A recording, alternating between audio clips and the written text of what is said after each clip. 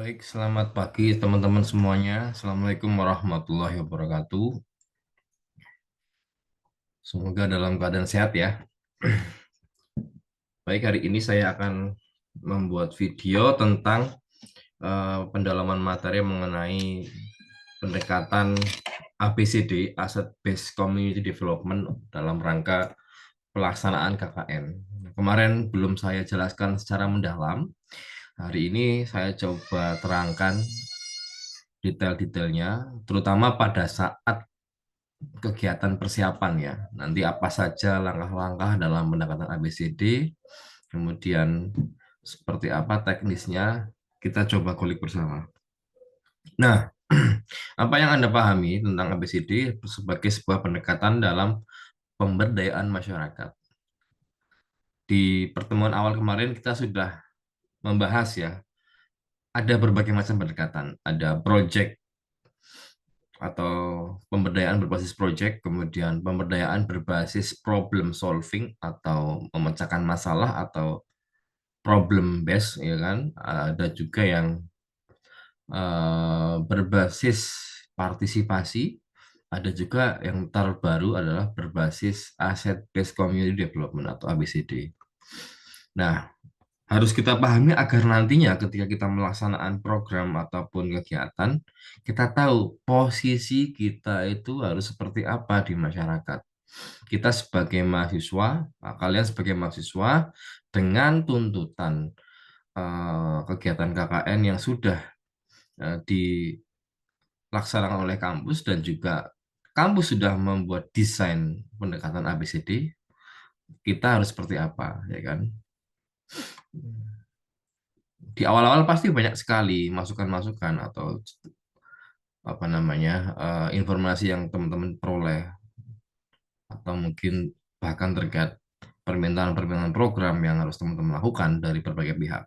Nah, maka dari itu kita coba pahami dulu seperti apa sih ABCD itu. Nah, saya mungkin akan menjelaskan secara singkat saja nanti biar tidak terlalu lama. ABCD ini lebih ke arah pendekatan dalam mengembang masyarakat yang lebih memaksimalkan atau mengupayakan terwujudnya sebuah tataran kehidupan sosial di mana masyarakat menjadi subjek atau pelaku dan penentu upaya pembangunan. Kalau berbasis project, sebagai subjeknya adalah orang yang dari luar itu yang melaksanakan pemberdayaan atau pihak luar. Kalau berbasis problem solving, pemerintah atau LSM yang sedang menyelesaikan masalah kemiskinan di suatu masyarakat, dia sebagai subjek.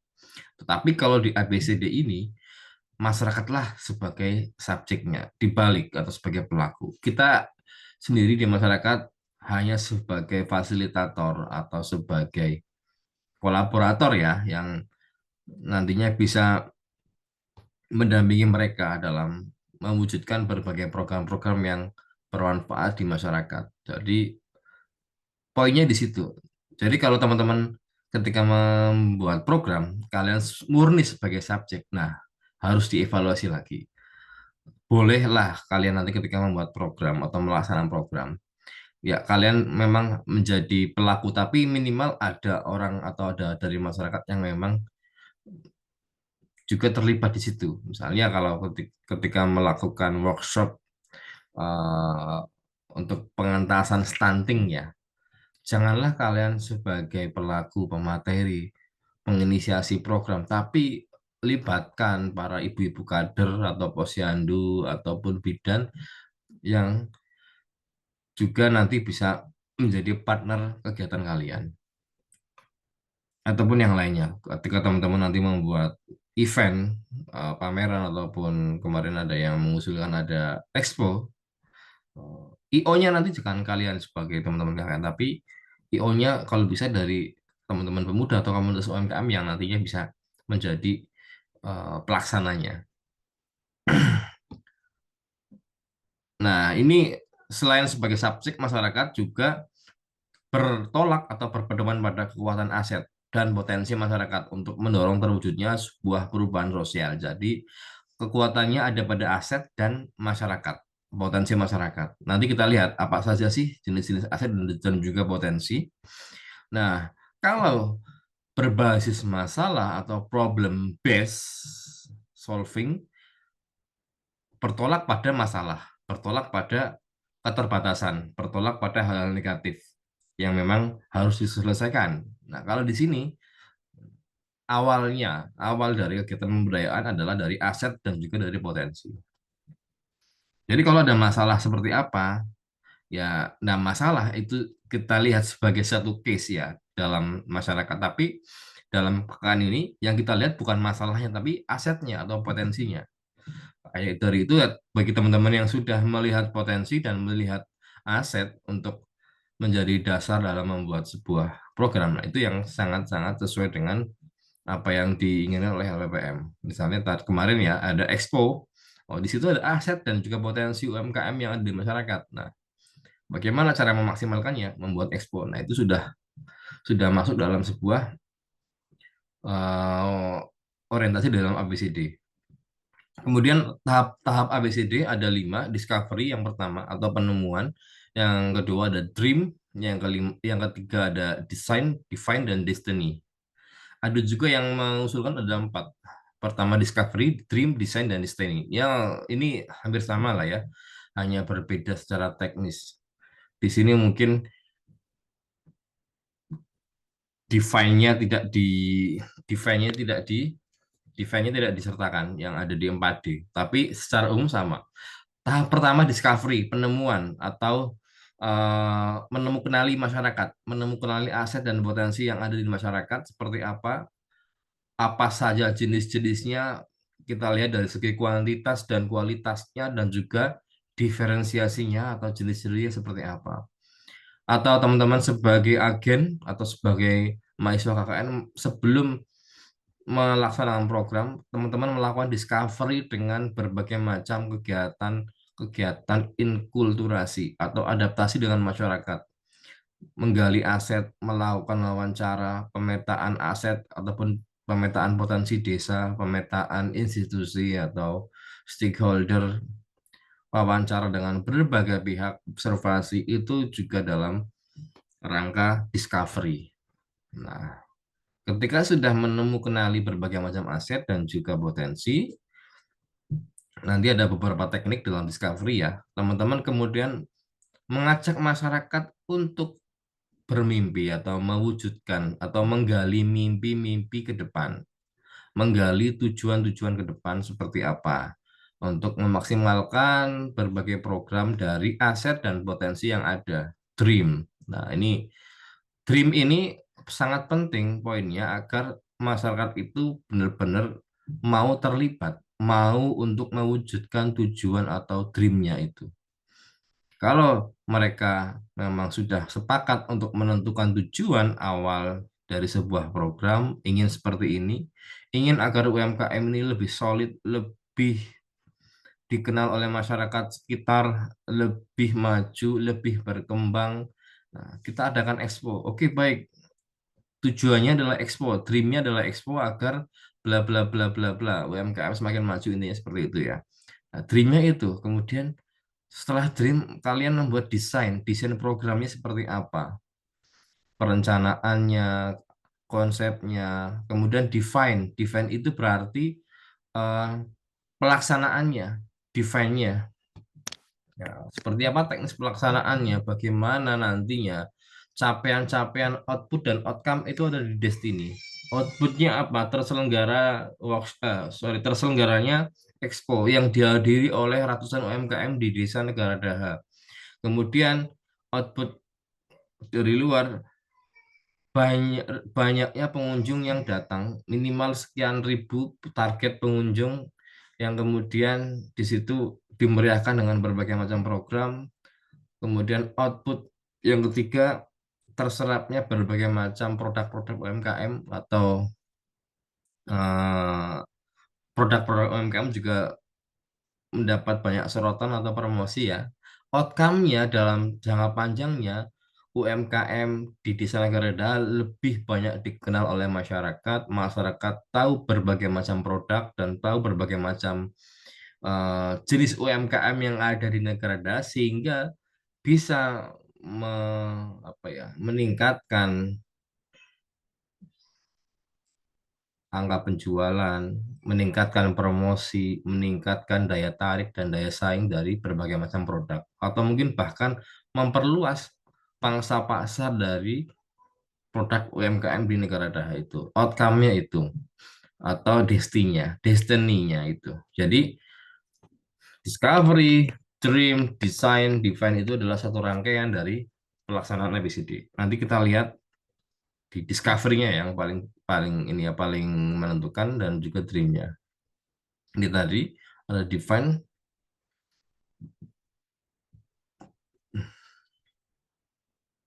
Nah, tahap persiapan. Nah, ini bisa digolongkan dalam tahap discovery dan juga dream. Nah, persiapan teman-teman pasti ketika datang ke masyarakat, langkah pertama adalah selain izin dan soan ya ataupun juga penyerahan, ya, teman-teman pasti melakukan enkulturasi atau membangun komunikasi sosial, beradaptasi dengan masyarakat sekitar, memahami tradisi, memahami nilai-nilai sosial, memahami peran dan fungsi masing-masing lembaga yang ada di sana, kemudian mapping atau menemukan tokoh-tokoh kunci yang ada di masyarakat, kemudian menggali informasi seperti apa sih karakteristik budaya-budaya di masyarakatnya di sana seperti apa.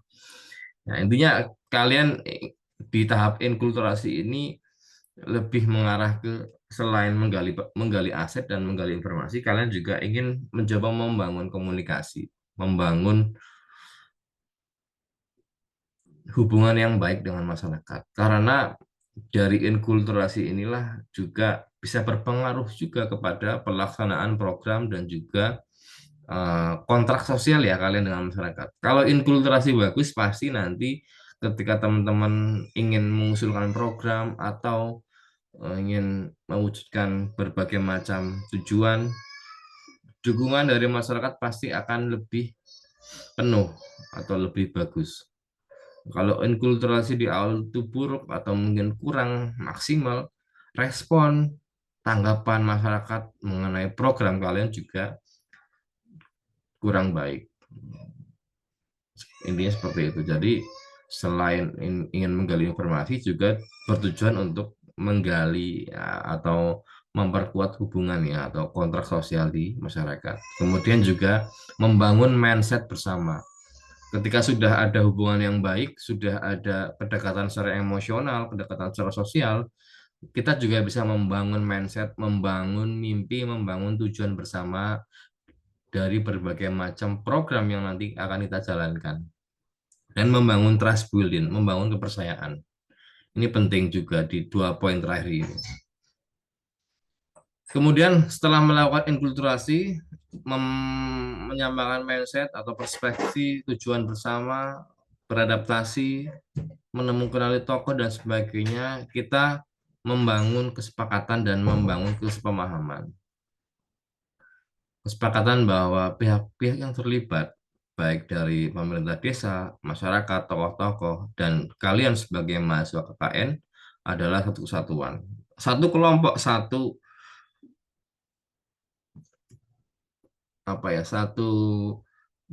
pihak-pihak yang memang ingin ingin bersepakat atau ingin memiliki tujuan yang sama agar dapat memberikan perubahan ataupun manfaat-manfaat di masyarakat. Membangun komitmen bersama mengenai program-program yang terakhir, dan sepakat bahwa atau sepaham bahwa aset adalah basis kekuatan masyarakat. Potensi aset adalah inti kekuatannya, bukan dari problem atau masalahnya, bukan dari keterbatasannya, bukan dari hal-hal negatif atau mungkin eh, permasalahan-permasalahan yang ada di masyarakat. Kita bergerak, kita membangun program berbasis potensi ataupun aset. Itu di tahap persiapan, jadi banyak sekali adaptasi atau inkulturasi, wawancara, dan sebagainya, menggali informasi. Kemudian ini prinsipnya, kemarin ada prinsip the hanging, grab the hanging fruit, ada juga dalam tahap discovery itu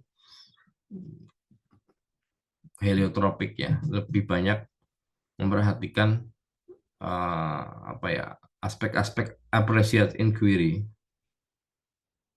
Atau menggali berbagai macam hal-hal negatif, potensi-potensi negatif, sorry, berbagai macam hal positif atau potensi-potensi yang bisa digunakan untuk memaksimalkan eh,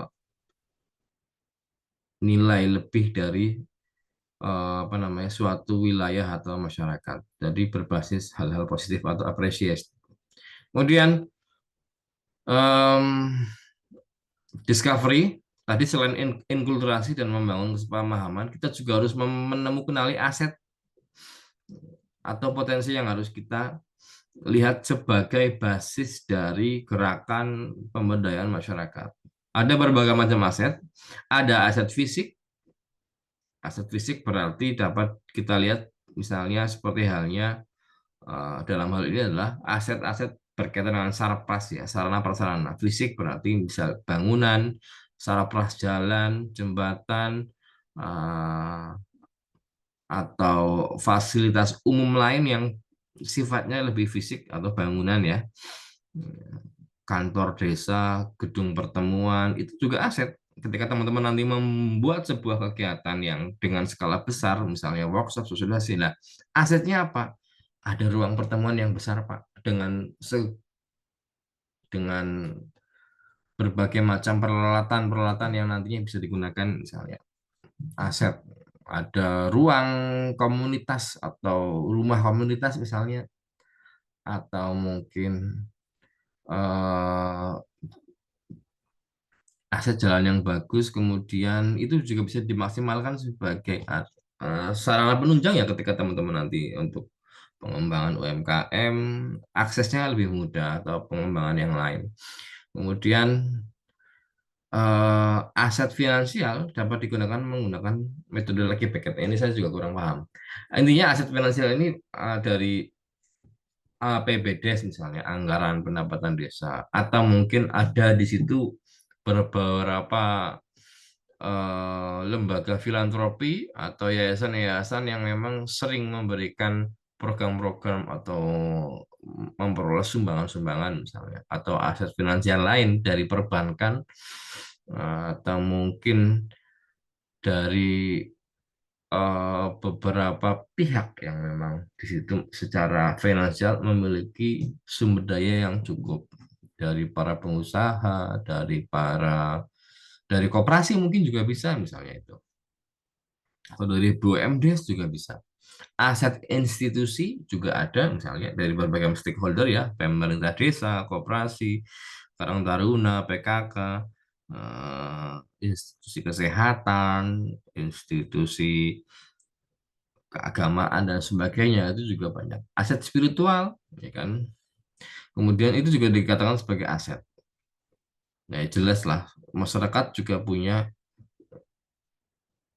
apa namanya, kepercayaan ya, atau religi yang memang mereka yakini. Nah, itu kalau dari segi spiritual atau keyakinan mereka benar-benar kuat atau benar-benar apa ya, sangat-sangat kuat ibadahnya, kegiatan pengajian juga lumayan aktif ya kan, itu juga menjadi aset ya kan, ketika teman-teman nanti mengadakan berbagai macam program, itu bisa menjadi wadah atau bisa menjadi jembatan untuk menggali atau menemukan atau mungkin juga apa ya, sebagai ruang untuk berdiskusi dari kegiatan-kegiatan pengajian atau mungkin setelah sholat berjamaah yang cukup ramai, kalian kan bisa nanti mengobrolkan atau mendiskusikan dengan beberapa masyarakat terkait banyak program akses spiritual, atau mungkin dengan kegiatan keagamaan pasti nanti banyak disupport karena di situ lingkungan agamisnya cukup kuat misalnya seperti itu. Kemudian ada aset alam, nanti bisa digunakan atau bisa digali dengan transek atau pemetaan, ya bisa berupa dari potensi pertanian, potensi sumber daya kehutanan ataupun perkebunan atau peternakan, aset hewan-hewan ternak di situ seperti apa, atau mungkin aset potensi alam yang bisa digali untuk pengembangan wisata dan sebagainya. yang asetnya berbasis pada alam. Kemudian ada aset sosial, dapat digali dengan historical timeline atau kearifan dan sebagainya. Mungkin ada beberapa pencapaian-pencapaian dari masyarakat yang sudah istilahnya menjadi success story-nya, itu bisa digali lagi tuh misalnya. Dulu di sini pernah mendapat penghargaan sebagai desa terbersih atau mungkin Adipura atau mungkin dulu pernah mendapatkan predikat desa apa. Itu juga bisa dikatakan sebagai aset. Wah, aset secara institusi atau secara sosial dan sebagainya. Ya intinya cerita-cerita sukses atau mungkin dulu di sini menjadi desa yang cukup tinggi produktivitas pertaniannya, Mas. Ya, berarti di situ ada aset pertanian dulu tuh dari berbagai macam eh, komponen ya, dari mulai masyarakatnya sebagai petani misalnya atau lahannya yang bagus. Kemudian mungkin dulunya ada kelompok tani, berarti ada aset-aset lain yang harus digali lagi dari historical timeline. Ada juga individual aset atau mungkin aset individu ya. Nah, ini lebih bukan individu dalam hal one by one, tapi mungkin lebih ke arah komunitas juga. Dapat digali menggunakan apresiatif interview atau wawancara apresiasi ya. Wawancara yang lebih banyak menggali hal-hal yang baik atau hal-hal positif berkaitan dengan potensi dan sebagainya. Nah, jadi misalnya terkait dengan di sini masyarakatnya sebagian besar bermata pencaharian apa ya? Oh, di sini sebagian besar adalah peternak, di RW sebelah sebagian besar adalah pedagang, misalnya. RW sebelah lagi sebagian besar adalah para petani atau kelompok tani. Ya, itu adalah individual aset yang bisa kita gali. Nah, nah, ketika teman-teman sudah melakukan berbagai macam penggalian atau menemukan nilai aset, kalian tuangkan dalam beberapa instrumen. Ada transek atau peta asetnya, atau mungkin bisa dengan tabel atau tabulasinya. Kemarin dari teman-teman negara ada apa ya, pernah diinfokan ya untuk membuat itu ya. Nah, nanti kita lihat. Nah, praktik menemukan nilai aset dapat digunakan dengan berbagai cara. Tadi ada wawancara, ada berbagai macam kegiatan inkulturasi atau juga bisa dekat-dekat dengan observasi atau pemetaan wilayah. Nah, ini ada beberapa contoh aset. Ini semuanya adalah aset bangunan atau sarapras di masyarakat, aset finansial, aset alam, atau kisah inspirasi. Nah, mungkin ada di situ ada individual aset ya, ada kisah sukses atau sukses story dari masyarakat.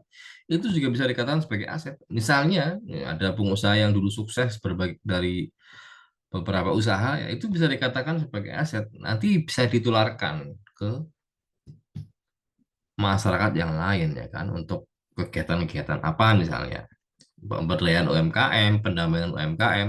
Nah, dia bisa dijadikan narasumber atau dijadikan sebagai pemantik dalam pemberdayaan UMKM, misalnya seperti itu. Atau mungkin di masyarakat punya berbagai macam soft skill yang memang sudah ada, sudah tergali, tetapi mungkin belum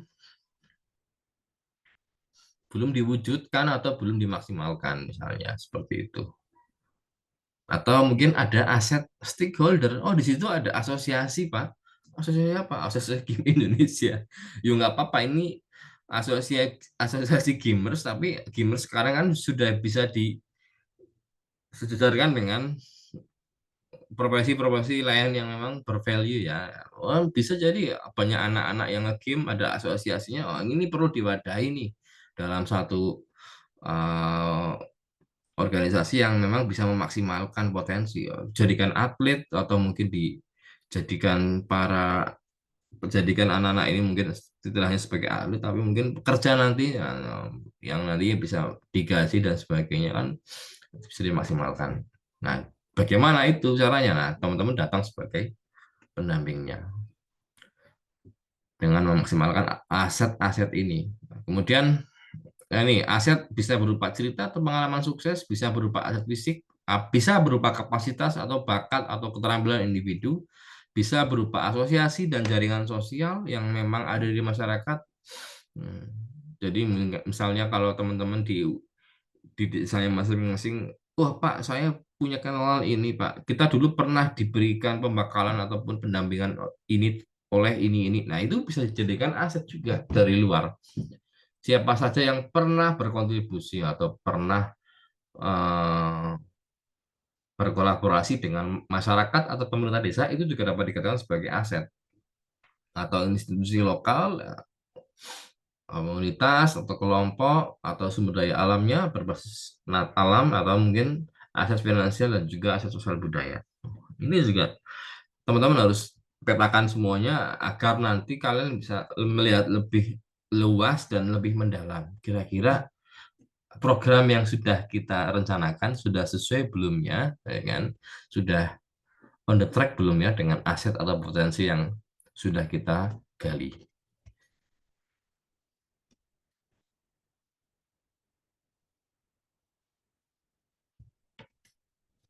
Oke, teknik teknik dalam mengenali aset, wawancara apresiatif, mungkin teman-teman sudah melakukan ya, wawancara dengan berbagai tokoh. Cuman wawancara di sini yang ditekankan adalah apresiatifnya, lebih banyak menggali hal-hal positif, lebih banyak menggali potensi yang ada, lebih banyak menggali sumber daya yang dimiliki oleh masyarakat, atau lebih banyak menggali cerita-cerita sukses atau cerita-cerita yang berhasil di masyarakat, menggali potensi, bukan menggali masalah, bukan menggali keterbatasan. Intinya di situ kalau apresiatif. Pak dulunya ini pernah pernah rame ya di saya ini untuk kegiatan kegiatan ibu-ibu PKK. Oh iya, ramenya apa Pak? Tentang ini. Wah, kalau ini bisa disupport lagi gimana ya? Misalnya seperti itu. Jadi lebih banyak hal-hal positif atau cerita-cerita positif atau sukses atau mungkin yang berhasil yang banyak digali, bukan malah menggali yang bermasalah atau keterbatasan. Jangan atau bahkan mungkin malah apa ya? Kalau bahasanya Lambe Turah itu apa ya? Gosipi ya, malah jangan jangan gosipi orang atau jangan julitin orang ya. Enggak, itu sangat bertolak belakang. Jadi lebih banyak apresiatif. Karena ketika kita menggali hal-hal positif, potensi aset itu bakal kita temukan dan bisa kita maksimalkan. Setelah kita menggali hal-hal positif atau asetnya, dari wawancara itu kita juga bisa apa ya, membumbui dengan berbagai macam. Oh Pak, jika nanti dulunya pernah seperti ini, kalau ke depan nanti dibuat program seperti ini gimana ya? Kira-kira bagus nggak ya? Dulunya kan pernah nih rame dari berbagai macam kelompok peternak dulu sudah pernah membuat pupuk dan berhasil diuji coba, tapi setelah itu programnya nggak jalan. Coba kalau kita hidupkan lagi gimana Pak? Misalnya kita buat dengan pendekatan baru, ada mereknya, ada pendampingan lagi untuk pemasaran dan sebagainya. Kayaknya menarik Pak. Nah, dengan hal seperti itu ada dream yang teman-teman apa namanya obrolkan dalam wawancara presiden ini nanti yang bisa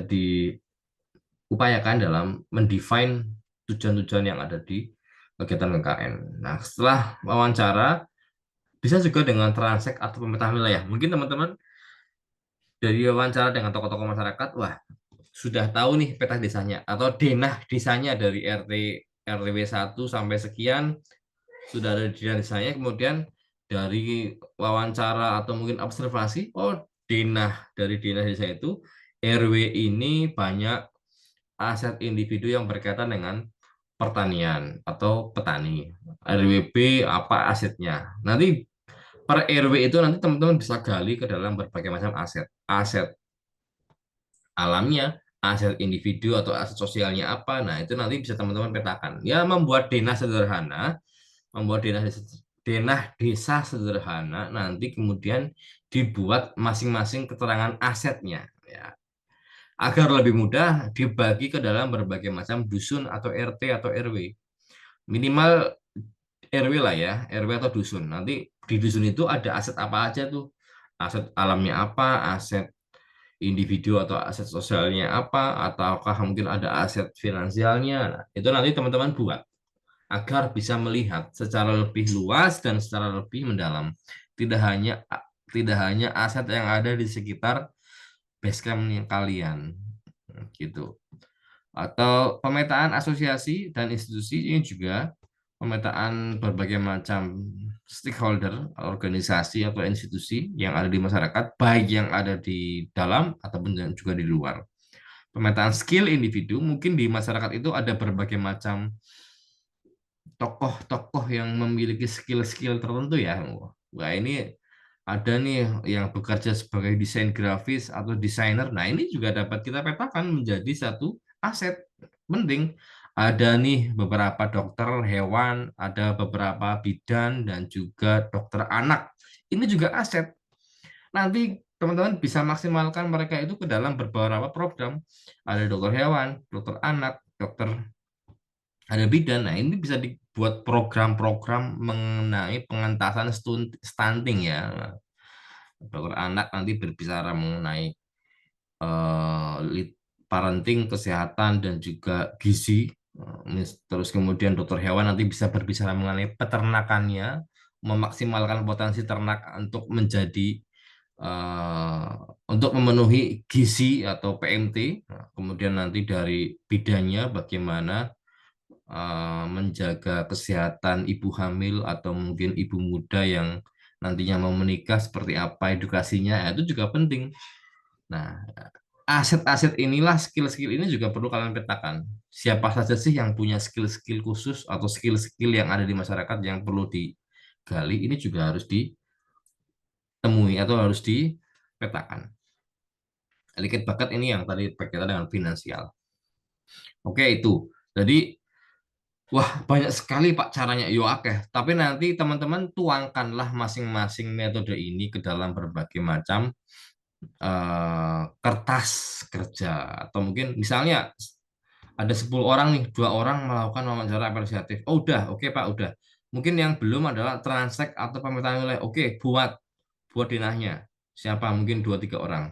Kemudian pemetaan asosiasi dan institusi mungkin sudah, tapi mungkin belum banyak yang digali lagi. Oke, pemetaan skill individu mungkin juga belum. Nah, ini mungkin 2 atau 3 orang ditugaskan untuk memetakan skill individu di masyarakat. Kemudian nanti masing-masing dari hasil kerja teman-teman digumulkan, dibuatkan peta atau denah wilayah nanti yang diisi dengan berbagai macam aset atau potensi. Kemudian dibuatkan tabelnya, tabel keterangan dari aset atau potensi yang ada dalam peta. Kalau mungkin teman-teman dulu SMP atau SMA pernah membuat peta biasa ya, peta wilayah yang dibuat secara manual, ya kan?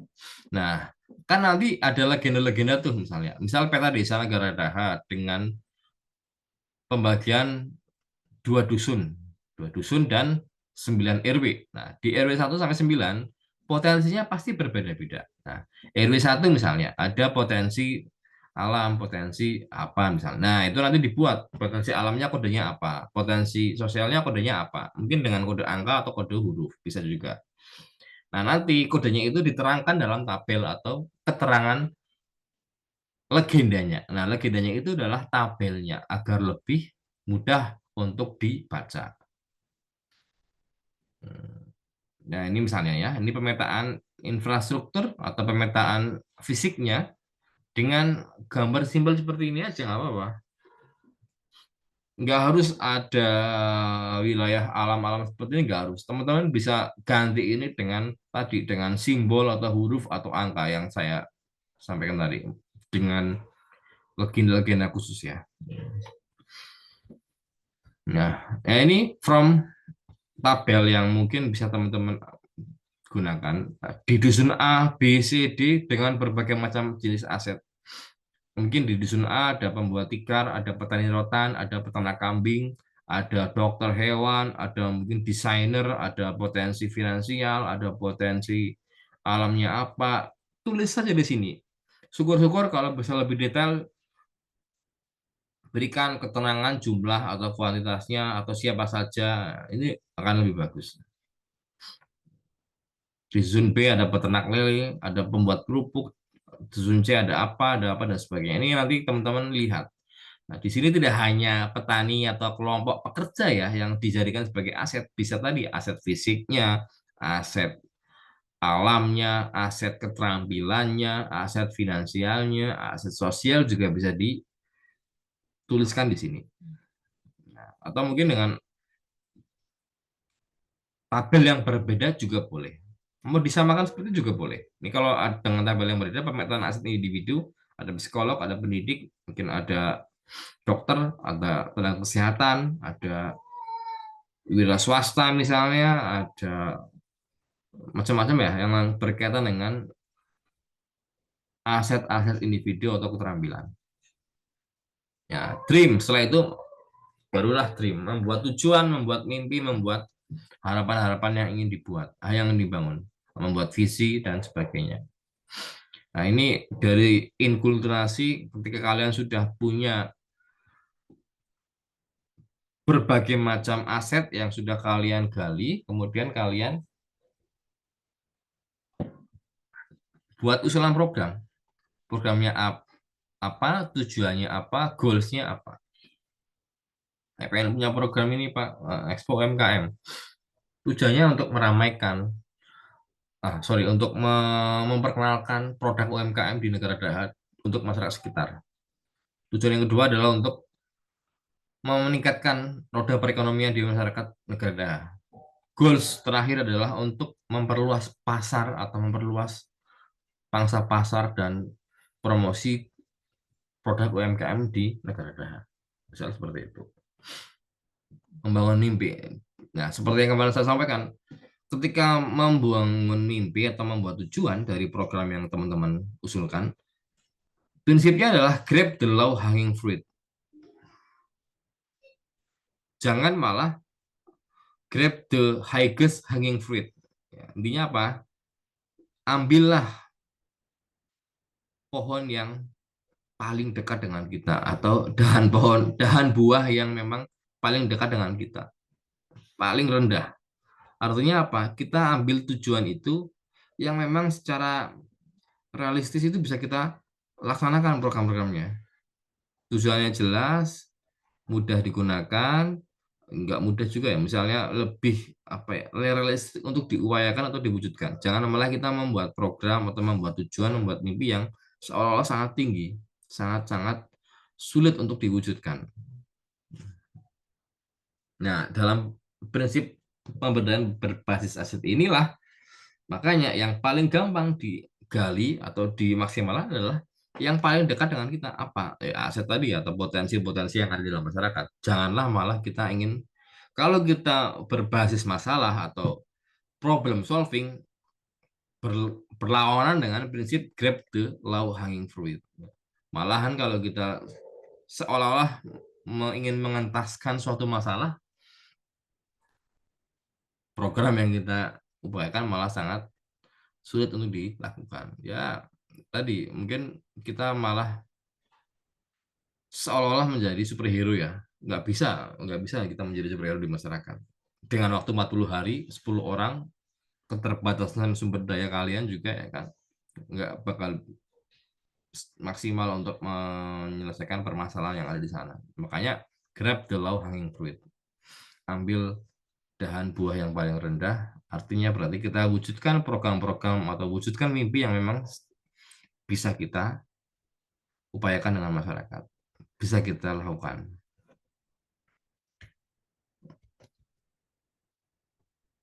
Nah ini, kemudian, nah intinya ketika teman-teman sudah ada program, sudah ada usulan, kegiatan, obrolkanlah, diskusikanlah dengan masyarakat, dengan tokoh, dengan pemerintah desa, dengan kepala desa, agar kita punya kesepakatan atau kesepemahaman yang sama. Dan kita bisa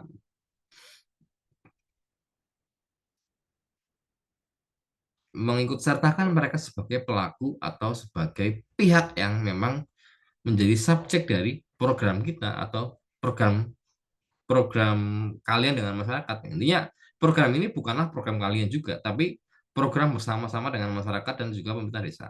Sehingga masyarakat dan Pemdes ini harapannya bisa juga sebagai pelaku atau subjeknya. Walaupun dari objek yang nantinya akan dituju adalah masyarakat, tetapi masyarakat juga bertindak sebagai subjek. teman-teman membuat kegiatan workshop parenting atau workshop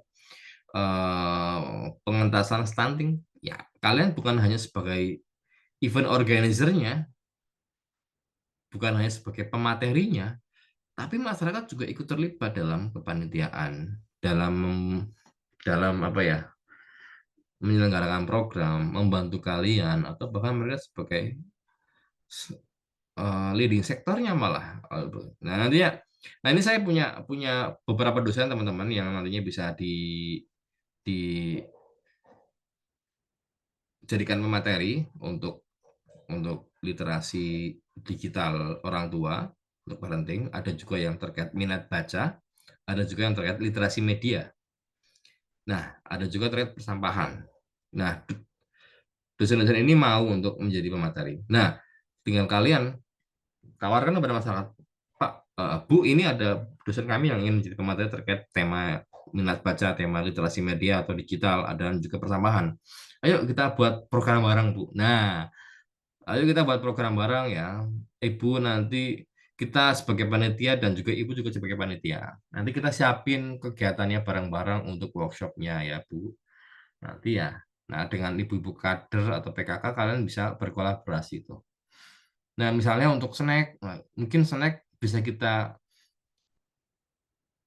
persiapkan barang-barang ya Bu ya, karena nanti ada pemateri, ada peserta juga dari ibu-ibu yang nantinya bisa hadir, terutama ibu muda dan juga yang sudah berkeluarga. Nah, untuk snack, bagaimana kalau kita bagi nih ke dalam beberapa job desk. Nah, nanti dari RT sekian membawa snack apa, dari RT sekian membawa snack apa. Nah, itu malah bagus. Kemudian nanti terkait tempat mungkin yang lebih cocok bisa dihandle oleh ibu siapa yang berkat yang mungkin menjadi perangkat di pemerintah desa dan sebagainya. Nah, jadi intinya kalian tidak hanya menjadi panitia murni di situ, tapi juga warga pun atau masyarakat pun juga ikut berkontribusi dalam kegiatan. Nah, nanti silakan ya teman-teman kalau memang ada yang butuh. Nah, rencananya ini tanggal 1 ya, tanggal 1 Agustus dari teman-teman dosen siap untuk menjadi pemateri. Kemudian setelah itu desain, ya ini kalau desain mungkin teman-teman sangat-sangat paham ya, apalagi yang organisasi, aktif di organisasi, bagaimana merencanakan sebuah kegiatan atau program hingga nanti program itu dieksekusi di lapangan. Nah, nanti itu adalah bagian dari desain dan apa namanya define, itu adalah bagian dari desain. Ini adalah bagian eksekusi dan planning. Misalnya nih kalau desain, program ke depan adalah memaksimalkan hasil pertanian. Langkah yang dilakukan apa? Berarti menggerakkan beberapa asosiasi komunitas atau kelompok petani. Kemudian memetakan berbagai macam produk, diversitas tanaman dan juga binatang ternak. Apa sih yang menjadi potensi atau diversitas tanaman-tanaman dan binatang ternak di situ? Kemudian bagaimana sistem pengolahan terpadu, kemudian bagaimana melakukan pengolahan atau pembuatan pupuk kompos berbasis organik tadi, dan hingga pergantian jenis tanaman setelah selesai panen. Nah, ini berbagai macam langkah-langkah yang kita usulkan atau kita identifikasi agar program memaksimalkan hasil pertanian ini bisa lebih bernilai tinggi. Kemudian aset yang digunakan apa? Ada tanah desa, ada peralatan pertanian yang sudah ada dari para kelompok tani dan juga dari petani. Ada tenaga kerja dari masyarakat ataupun petani, ada kearifan lokal, ada sungai sebagai sumber daya airnya, ada air terjun, dan juga ahli di bidang kompos. Nah, ini bagaimana mendesainnya. Ini langkah-langkah. Jadi langkah-langkah ini merupakan detail dari berbagai macam program. Jadi tidak hanya programnya workshop, Pak, sosialisasi, Pak. Itu adalah goals terakhir atau program unggulan atau program besarnya. Tapi dari program-program itu sebetulnya ada berbagai macam program lain ya, Mas Mbak, yang nantinya bisa kita gerakan setiap harinya. Jadi tidak hanya kita sebagai IO membuat workshop atau sosialisasi, tapi juga mungkin ada kegiatan atau program lain yang sifatnya lebih rutin dan lebih sifatnya lebih pendampingan dan pemberdayaan. Itu ya. Mungkin yang berkaitan dengan PMT atau stunting ya. Stunting tidak hanya membuat workshop atau sosialisasi nanti, tapi juga bagaimana sih setiap pertemuan rutin PKK atau pertemuan rutin posyandu itu bisa mengenalkan berbagai macam jenis atau komposisi makanan yang bernilai gizi tinggi atau bisa menjadi tempat konsultasi, ya kan, dan sebagainya. Nah, itu harapannya seperti itu kalau desain. Kemudian dari segi destiny ya, jadi tujuan akhirnya apa? Itu ya teman-teman. Jadi kalau nanti ada pertanyaan terkait bagaimana Pak kemarin yang informasi dari LPPM untuk transek atau peta aset desanya, jawabannya tadi. Teman-teman silakan buat sketsa sederhana untuk wilayah desanya, kemudian dibagi ke dalam beberapa dusun atau RW. Di RW ataupun di dusun itu ada potensi atau aset apa. Tinggal tulis dengan kode-kode. Nanti kode itu menunjukkan jenis asetnya. Nanti kemudian didetailkan dalam tabel-tabel yang sudah ada di atau tabel-tabel mengenai jenis aset yang ada di masing-masing dusun ataupun RW.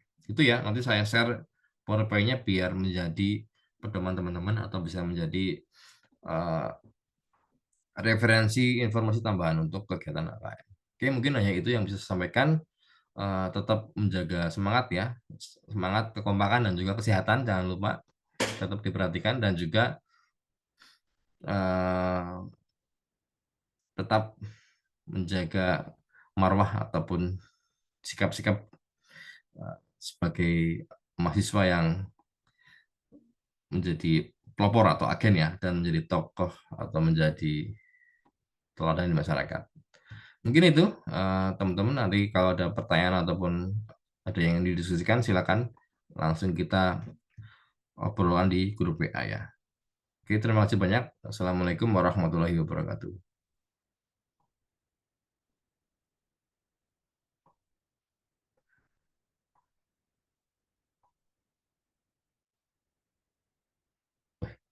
Mau pergi, Pak.